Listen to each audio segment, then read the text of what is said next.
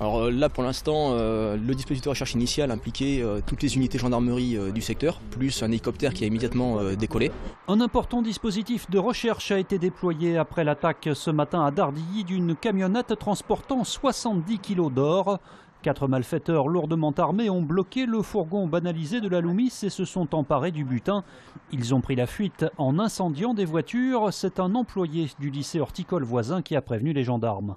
Il y a une patrouille de gendarmerie qui a été engagée et qui, arrivée sur place, a constaté effectivement des véhicules en train de brûler et une camionnette présente à proximité du foyer. Donc les personnels de gendarmerie sont portés à hauteur du véhicule et là en fait se sont rendus compte qu'il y avait des personnes qui étaient coincées à l'arrière de cette camionnette à proximité du foyer. Donc immédiatement les gendarmes ont fait preuve d'un grand sang-froid puisqu'ils sont rentrés dans la camionnette pour la déplacer et pouvoir libérer les personnes qui étaient coincées à l'intérieur. Les 2 convoyeurs enfermés dans la fourgonnette sont sains et saufs, mais sans l'intervention des gendarmes, ils auraient pu brûler dans leur véhicule.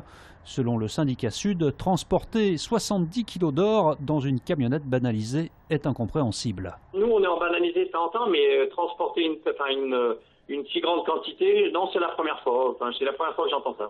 On se pose quand même beaucoup de questions. Cette attaque aurait certainement pu être évitée si le transport avait été fait dans la plus stricte réglementation, c'est-à-dire un véhicule blindé. Le montant du butin est estimé à 2,5 millions d'euros.